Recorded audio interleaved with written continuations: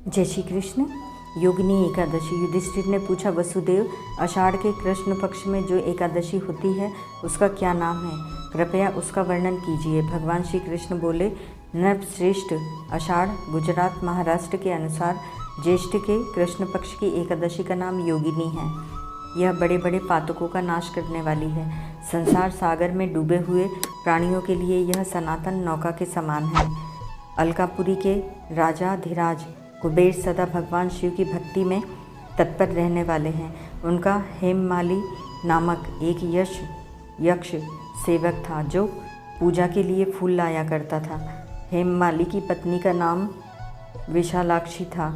वह यक्ष कामपाश में आबद्ध होकर सदा अपनी पत्नी में आसक्त रहता था। एक दिन हेममाली मानसरोवर से फूल लाकर अपने घर में ही ठहर गया और पत्नी के प्रेम पाश में खोया रह गया।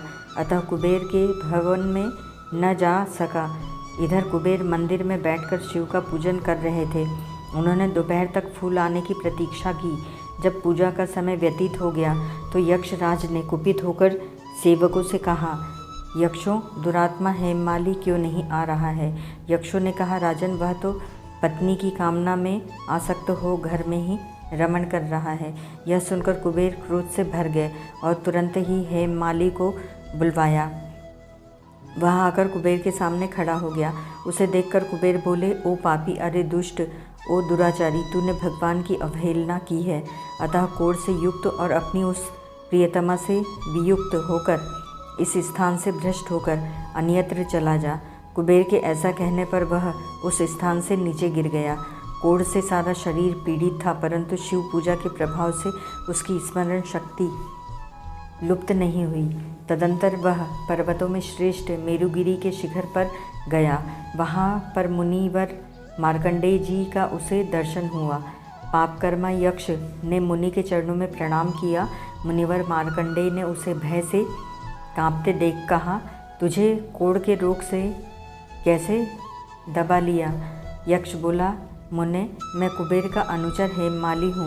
मैं प्रतिदिन मानसरोवर से फूल लाकर शिव पूजा के समय कुबेर को दिया करता था। एक दिन पत्नी सहवास के सुख में फंस जाने के कारण मुझे समय का ज्ञान नहीं रहा।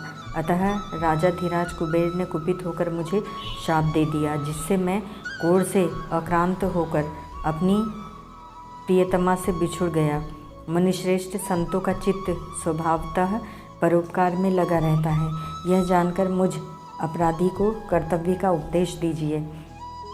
मार्कंडेय जी ने कहा, तुमने यहाँ सच्ची बात कही है, इसीलिए मैं तुम्हें कल्याणप्रद व्रत का उपदेश करता हूँ। तुम आषाढ़ मास के कृष्ण पक्ष की योगिनी एकादशी का व्रत करो। इस व्रत के पुण्य से तुम्हारा कोढ़ निश्चय ही दूर हो जाएगा। भगवान श्री कृष्ण कहते हैं, राजन, मार्कंडेय जी के उपदेश से उसने योगिनी एकादशी का व्रत किया, जिससे उसके शरीर का कोढ़ दूर हो गया। उस उत्तम व्रत का अनुष्ठान करने पर वह पूर्ण सुखी हो गया। नृपश्रेष्ठ, यह योगिनी का व्रत ऐसा पुण्यशाली है कि 88,000 ब्राह्मणों को भोजन कराने से जो फल मिलता है, वही फल योगिनी एकादशी का व्रत करने वाले मनुष्य को मिलता है। योगिनी महान पापों को शांत करने वाली और महान पुण्य फल देने वाली है। इस महात्म्य को पढ़ने और सुनने से मनुष्य सब पापों से मुक्त हो जाता है। ओम तत्सत।